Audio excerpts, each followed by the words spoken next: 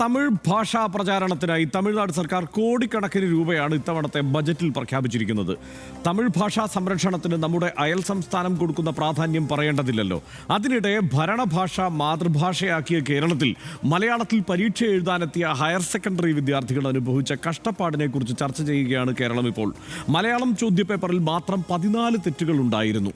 അക്ഷരത്തെറ്റുകൾ മാത്രമല്ല, വായിച്ചു വരുമ്പോൾ അർത്ഥം പൂർണ്ണമായി മാറിപ്പോകുന്ന വ്യാകരണ തെറ്റുകളും ധാരാളം. ഒരു പരീക്ഷയിൽ മാത്രമല്ല, പല വിഷയങ്ങളിൽ പലതരത്തിൽ അങ്ങനെ തെറ്റുകളിൽ വൈവിധ്യം സൃഷ്ടിച്ചിരുന്നു ചോദ്യാവലിയുടെ സൃഷ്ടാക്കൾ. ആരാണ് ഇതിന് ഉത്തരവാദികൾ? ആർക്കാണ് ചോദ്യപേപ്പർ തയ്യാറാക്കുന്ന ചുമതല? എന്തുകൊണ്ട് ഇത്രയും വ്യാപകമായി തെറ്റുപറ്റി? RDX പരിശോധിക്കുന്നു. ആദ്യം 59 സെക്കൻഡിൽ ഒരു റിപ്പോർട്ട് കാണാം. കോഴിക്കോട് കൊടുവള്ളി കേന്ദ്രീകരിച്ച് യൂട്യൂബ് ചാനലിന്റെ നേതൃത്വത്തിൽ ടെർമിനൽ എക്സാമുകളുടെ ചോദ്യപേപ്പർ ചോർത്തി എന്ന വിവാദത്തിന്റെ ചൂടാറും മുൻപാണ് അക്ഷരത്തെറ്റുകളുടെ അബദ്ധ പഞ്ചാംഗമായി ഹയർ സെക്കൻഡറി ചോദ്യപേപ്പറുകൾ കുട്ടികൾക്ക് മുൻപിലേക്ക് എത്തിയത്. +1, +2 പരീക്ഷയിലെ 6 വിഷയങ്ങളിലാണ് എണ്ണിത്തീരാനാവാത്ത വണ്ണം തെറ്റുകൾ. പല തെറ്റുകളും ചോദ്യത്തിന്റെ അർത്ഥം തന്നെ മാറ്റിക്കളഞ്ഞു. +2 ഇക്കണോമിക്സ് പരീക്ഷയിലെ 17ാം ചോദ്യത്തിൽ ചിത്രം എയും ബിയും നിരീക്ഷിക്കുക എന്നതിന് പകരം ചിത്ര എയും ബിയും നിരീക്ഷിക്കുക എന്നാണുള്ളത്. ആരാണ് ഈ ചിത്ര എന്ന സംശയം പരീക്ഷ എഴുതുന്ന വിദ്യാർത്ഥിക്ക് ഉണ്ടാകുമെന്നുറപ്പ്.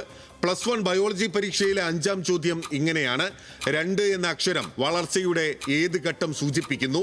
2 അക്ഷരമല്ല അക്കമാണെന്ന് ചോദ്യകർത്താവിന് അറിയില്ലേ എന്നതാണ് ചോദ്യം. കൃത്യമായ മാനദണ്ഡങ്ങളുടെ അടിസ്ഥാനത്തിൽ വിദഗ്ധർ തയ്യാറാക്കുന്ന ചോദ്യപേപ്പറിൽ എങ്ങനെ ഇത്രയധികം തെറ്റുകൾ ഉണ്ടായി എന്നതിന് ആർക്കും വ്യക്തമായ മറുപടിയില്ല. വിഷയത്തിൽ പൊതുവിദ്യാഭ്യാസ ഡയറക്ടറോട് വകുപ്പ് മന്ത്രി റിപ്പോർട്ട് തേടിയിട്ടുണ്ട്. RDX rap news Malayalam.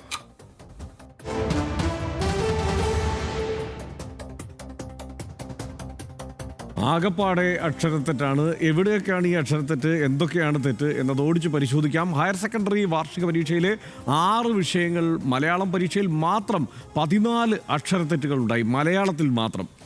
Economics, zoology, chemistry, botany, physics, ഇങ്ങനെ അക്ഷരത്തെറ്റ് മാത്രമല്ല, ഇതിലൊക്കെ വ്യാകരണ തെറ്റുകളും ഉണ്ടായിരുന്നു. അടിമുടി അക്ഷരത്തെറ്റാണ്. ഉപഭോക്താവിൻ്റെ വരുമാനം കരയുന്നു എന്ന് പറഞ്ഞിരിക്കുന്നു. ഉപഭോക്താവിൻ്റെ വരുമാനം കുറയുന്നു എന്നതിന് പകരം വ്യത്യാസങ്ങൾ എന്നാണ് വ്യത്യാസങ്ങൾ എന്നതിന് പറഞ്ഞിരിക്കുന്നത്. താമസം എന്നാണ് താമസം എന്നതിന് പറഞ്ഞിരിക്കുന്നത്. കാതോർക്കും എന്നതിന് കാരോർക്കും എന്നാണ് എഴുതിയിരിക്കുന്നത്. ശാസ്ത്രജ്ഞൻ, ബാഹ്യ സവിശേഷത എന്നുള്ളതെല്ലാം തെറ്റിച്ചിട്ടുണ്ട്. ചിത്രീകരിക്കുക എന്നുള്ളതിന് ചിത്രീകുരുക്കുക എന്നാണ് എഴുതിയിരിക്കുന്നത്. ഈ വിധം അബദ്ധ പഞ്ചാംഗമായി ചോദ്യക്കടലാസുകൾ എല്ലാ ചോദ്യപേപ്പറുകളിലുമായി 100 കണക്കിന് തെറ്റുകളാണ് ഉണ്ടായിരിക്കുന്നത്. എന്താണ് ഇങ്ങനെ പറ്റിയത് എന്ന് നോക്കാം. ഒരൊറ്റ ഉത്തരമേ ഉള്ളൂ, അത് ഉത്തരവാദിത്തമില്ലായ്മ എന്നത് തന്നെയാണ്. പ്രൂഫ് റീഡിങ്ങിൽ ഗുരുതരമായ പിശക് പറ്റി. പ്രിൻ്റ് എടുത്തുള്ള പ്രൂഫ് റീഡിംഗ് നടത്തിയിട്ടില്ല. പ്രൂഫ് മൊബൈലിൽ അയച്ച് വായിച്ചു എന്നതാണ് മനസ്സിലാക്കാൻ കഴിയുന്നത്. അധികൃതർ പക്ഷേ ഈ കാര്യത്തെക്കുറിച്ച് ഇപ്പോഴും മൗനത്തിലാണ്. തെറ്റ് പറ്റിയിട്ടും മൗനം പാലിച്ചിരിക്കുകയാണ് അധികൃതർ. പരിശോധിക്കുമെന്ന് പൊതുവിദ്യാഭ്യാസ വകുപ്പ് മന്ത്രി വി ശിവൻകുട്ടി പറഞ്ഞിട്ടുണ്ട്. പൊതുവിദ്യാഭ്യാസ ഡയറക്ടറോട് ഇക്കാര്യത്തിൽ റിപ്പോർട്ട് തേടിയിട്ടുണ്ട്. വിദ്യാർത്ഥികളുടെ ബുദ്ധിമുട്ട് മൂല്യനിർണ്ണയ സമയത്ത് പരിഗണിക്കുമെന്നും പറഞ്ഞിട്ടുണ്ട്. അത് ആശ്വാസകരമാണ്. HSS ചോദ്യപേപ്പർ തയ്യാറാക്കുന്നത് ആരാണെന്ന് കൂടി നമുക്ക് വേഗത്തിൽ പരിശോധിക്കാം. ആദ്യം SCERT ശില്പശാല നടത്തും. അധ്യാപകരുടെ പാനൽ രൂപീകരിക്കും. പിന്നീട് തെരഞ്ഞെടുക്കുന്ന അധ്യാപകർ ചോദ്യങ്ങൾ ഉണ്ടാക്കി നൽകും. +2 പൊതുപരീക്ഷയ്ക്ക് 5 സെറ്റ് ചോദ്യപേപ്പറുകളാണ് ഉണ്ടാവുക. പ്രൂഫ് റീഡിംഗ് നടത്തി 1 സെറ്റ് തിരഞ്ഞെടുക്കും. കേരളത്തിന് പുറത്തുള്ള കോൺഫിഡൻഷ്യൽ പ്രസ്സിലാണ് പ്രിൻറ്റിംഗ് നടത്തുക. ഹൈസ്കൂൾ ചോദ്യപേപ്പർ തയ്യാറാക്കുന്നത് വിവിധ ഡയറ്റുകളാണ്. UP സ്കൂൾ ചോദ്യപേപ്പർ തയ്യാറാക്കുന്നത് SSKയുമാണ്. ഇതെല്ലാമാണ് ഇതുമായി ബന്ധപ്പെട്ടുള്ള വിവരങ്ങൾ. സനീഷ്, ഇതിപ്പോൾ പ്രൂഫ് റീഡിങ്ങിൽ ഒരു പ്രധാനപ്പെട്ട പിശകുണ്ടായി. മൊബൈൽ ഫോണിൽ അയച്ചു നിന്നിട്ട് അത് വായിച്ച് നോക്കിയിട്ട് തിരിച്ചയച്ചതാണ്. അതുകൊണ്ടൊക്കെ മാത്രമല്ല, സംസ്ഥാനത്തിന് പുറത്താണ് ഇത് പ്രിൻറ്റ് ചെയ്തിരിക്കുന്നത് എന്നൊക്കെയുള്ള കാര്യങ്ങൾ പറയുന്നുണ്ടെങ്കിൽ പോലും അതിനപ്പുറത്തുള്ള പിശകുകൾ, ഇപ്പോൾ ഈ പിശകുകൾ എടുത്തു നോക്കിയാൽ പ്രൂഫ് റീഡിംഗ് എന്നുള്ളതല്ല, ഈ അക്കവും അക്ഷരവും മാറിപ്പോകുന്നത് പ്രൂഫ് റീഡിംഗ് അല്ലെങ്കിൽ അവിടെ പ്രസ്സിൽ പോയി മാറിയതല്ലല്ലോ, ഇവിടുന്ന് എഴുതി അയച്ചപ്പോൾ തന്നെ മാറിയിരിക്കുന്നതല്ലേ. അപ്പോൾ അടിമുടി ഇതിൽ കുഴപ്പമുണ്ടായിട്ടുണ്ട് എന്നുള്ളതല്ലേ വസ്തു? നിശ്ചയമായിട്ടും എനിക്ക് നമ്മൾ നേരത്തെ ചർച്ച ചെയ്ത 2 വിഷയങ്ങളെക്കാളും പ്രധാനപ്പെട്ട വിഷയമായിട്ട് തോന്നുന്ന ഇതാണ്. അതായത് ഈ കേരളത്തിലൊരു പ്രതിപക്ഷമില്ലേ എന്ന ചോദ്യം യഥാർത്ഥത്തിൽ ചോദിക്കേണ്ടുന്ന ഒരു സമയമാണ് ഇത് എന്നാണ് അല്ല, KSU ഞാൻ വിചാരിക്കുന്നത്. പ്രതിഷേധിച്ചിട്ടുണ്ട് കേട്ടോ. KSU മാത്രം ഒരു പേരിനൊരു പ്രതിഷേധം നടത്തി. KSU അല്ല, ഇത് യഥാർത്ഥത്തിൽ മുതിർന്ന ആളുകൾ പ്രതിഷേധിക്കേണ്ടത് ഒരു വലിയ കാര്യമാണ്. സംസ്ഥാന സർക്കാരിനെതിരെ കേരളത്തിലെ പ്രതിപക്ഷം അതിശക്തമാണ്. ഞാൻ വിദ്യാഭ്യാസ വകുപ്പ് എന്നല്ല പറയുന്നത്, സംസ്ഥാന സർക്കാരിനെതിരെ തന്നെയും പ്രതിപക്ഷം അതിശക്തമായിട്ട് സമരം നടത്തേണ്ട ഒരു കാര്യം. ഇതെന്താണ് ഈ ചെയ്തു വെച്ചിരിക്കുന്നത്? 4.5 ലക്ഷത്തിലേറെ ആളുകൾ എഴുതുന്ന പരീക്ഷയാണ്, +1 പരീക്ഷ. അതിനകത്ത് മലയാളം, അതായത് അപ്പുറത്ത് തമിഴ്നാട്ടിൽ തമിഴ് ഭാഷാഭിമാനം അവരിങ്ങനെ മുന്നിൽ രാഷ്ട്രീയ പ്രശ്നം തന്നെയായി വെച്ചിട്ട് അവരുടെ ഏറ്റവും കൂടുതൽ സമയം സ്പെൻഡ് ചെയ്തുകൊണ്ടിരിക്കുന്ന സമയത്ത് ഇവിടെ 4.5 ലക്ഷം ആളുകൾ എഴുതിയ പരീക്ഷയുടെ ചോദ്യപേപ്പർ മലയാളത്തിൽ ഇമാതിരി വൃത്തികെട്ട അക്ഷരത്തെറ്റുകൾ ഉണ്ടാക്കി വെക്കുക. എന്നിട്ട് ഒരു അനക്കവും ഇവിടെ ആരെങ്കിലും എന്താ മിണ്ടുന്നതാണോ? അതായത് ഈ സംസ്ഥാന സർക്കാരിനെ പിന്തുണക്കുന്ന CPM-ൻ്റെയും CPI-യുടെയൊക്കെ അധ്യാപകരുടെ സംഘടനയുണ്ട്. വല്ലതും പറഞ്ഞായിട്ട് എവിടെയെങ്കിലും കേട്ടോ? ഈ KSU-ൻ്റെ സമരമല്ലാതെ ആരെങ്കിലും സംസാരിക്കണ്ടോ? ഈ കുട്ടികൾ എന്തായിരിക്കും അന്തം വിട്ടിട്ടുണ്ടാവുക? കുട്ടികൾ ഈ പരീക്ഷയിൽ പ്രയാസപ്പെടുക എന്നുള്ളത് മാത്രമല്ല ഹർഷനേതിൻ്റെ പ്രശ്നം. ഈ പൊതു വിദ്യാഭ്യാസം എന്ന് പറയുന്ന ഏർപ്പാടിനെ തന്നെ പുച്ഛിക്കുന്ന പരിപാടിയല്ലേ ഇത്? അതായത് ഒന്ന് സ്വകാര്യ വിദ്യാഭ്യാസ സംവിധാനങ്ങളും സ്വകാര്യ സിലബസുകളും ഒക്കെ അതിശക്തമായിട്ട് മുന്നോട്ട് വന്നുകൊണ്ടിരിക്കുന്ന ഒരു കാലത്ത് നമ്മുടെ നാടിന്റെ സവിശേഷത എന്താണ്? നമ്മുടെ പൊതുവിദ്യാഭ്യാസ രംഗത്തിലെ മേന്മയാണ്. ആ മേന്മയ്ക്ക് തന്നെയും ക്ഷീണം ഉണ്ടാക്കുന്ന പരിപാടിയാണ് എന്നുള്ള പ്രശ്നം കൂടിയുണ്ട് കേട്ടോ. അല്ല, മാധ്യമങ്ങൾക്ക് ഇത് പ്രശ്നമേ അല്ല. മാധ്യമങ്ങൾക്ക് ഇത് പ്രശ്നമേ അല്ല. നമ്മുടെ തെരുവുകളിലും നമ്മുടെ ചാനലുകളിലും എഴുതി കാണിക്കുന്ന അല്ലെങ്കിൽ പത്രങ്ങളിലും വരുന്ന അക്ഷരത്തെറ്റ് പോലെ അല്ല ഇത്. ഇത് ആ കുട്ടികൾ അല്ലെങ്കിൽ തന്നെയും മലയാളം മാതൃഭാഷ ആയതുകൊണ്ടും മറ്റു പല ഘടകങ്ങൾ കൊണ്ടും മലയാളം പഠിക്കുക എന്നത് ഒരല്പം ബുദ്ധിമുട്ട് പിടിച്ച പരിപാടിയായിട്ട് കരുതുന്ന കുട്ടികളുടെ ഒരു കാലത്ത് ആ ബുദ്ധിമുട്ട് 10 ഇരട്ടിയായിട്ട് വെച്ചു കൊടുക്കുകയാണ് ഈ ചെയ്യുന്നത്. എത്രമാത്രം സംവിധാനങ്ങളുണ്ട്, എത്രക്ക് അധ്യാപകരുണ്ട്, എത്രക്ക് അധ്യാപക സംഘടനകളുണ്ട്.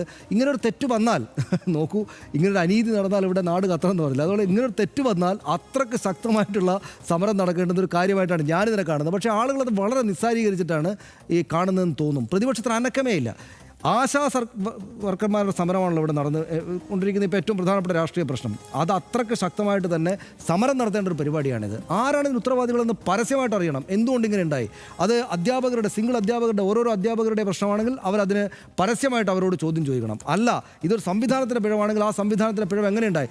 ഈ സർക്കാരാണല്ലോ പറഞ്ഞുകൊണ്ടേയിരിക്കുന്നത്, ആവർത്തിച്ച് പറഞ്ഞുകൊണ്ടേയിരിക്കുന്നത് പൊതുവിദ്യാഭ്യാസ മേഖലയെ ഞങ്ങളാണ് ഏറ്റവും പുഷ്ടിപ്പെടുത്തിയതെന്ന്. എന്നിട്ട് ഇത്രയും വലിയൊരു അക്ഷരത്തെറ്റ്. ഇതിപ്പോൾ മലയാളത്തിൽ മാത്രമല്ല കേട്ടോ, മലയാളം വിഷയത്തിൽ മാത്രമല്ല ഹർഷൻ. അതായത് സയൻസുമായി ബന്ധപ്പെട്ട ഞാനിപ്പോൾ വായിച്ചതെന്ന് വെച്ചാൽ ദ്വിബീജ പത്രിക എന്നോ പത്രസസ്യം എന്നോ മറ്റോ ഉള്ള ഒരു കാര്യം ദ്വിബീജ സസ്യം പത്രം എന്നെഴുതിയത്രേ. ഒന്ന് ഈ മലയാളത്തിലൊക്കെ ഈ സയൻസ് പഠിക്കുക എന്ന് പറയുന്നത് തന്നെ ബുദ്ധിമുട്ടും കോംപ്ലിക്കേഷൻ ഉണ്ട്. അതിൻ്റെ കൂടെ ഇവരുടെ അക്ഷരത്തെറ്റ് കൂടെ വെച്ചാലോ?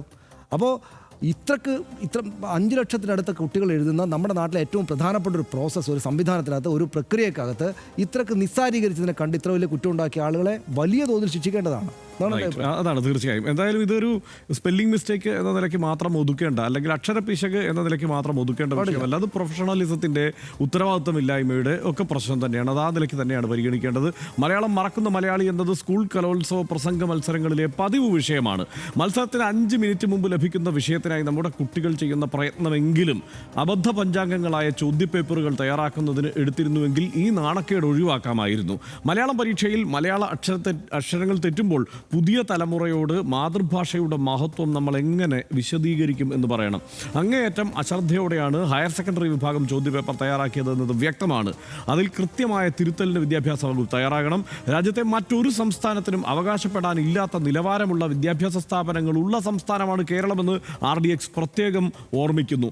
നിലവാരമുള്ള വിദ്യ അഭ്യസിച്ച് അതിൻ്റെ ഏറ്റവും പ്രധാന പരീക്ഷയിൽ കുട്ടികൾ ഒരു നിമിഷമെങ്കിലും അമ്പരന്നിട്ടുണ്ടെങ്കിൽ അതിനെ അക്ഷന്തവ്യമായ തെറ്റായി തന്നെ കാണണം. തെറ്റുകൾ മനുഷ്യ സഹജമാണ്. പക്ഷേ ചോദ്യക്കടലാസിൽ ഈ അളവ് തെറ്റുകൾ ഉത്തരവാദിത്വരാഹിത്യമാണ്. എന്ത് ന്യായീകരണത്തിൻ്റെ പേരിലും ഇത് ആവർത്തിക്കാതിരിക്കാൻ സർക്കാർ കർശനമായി ഇടപെടണം.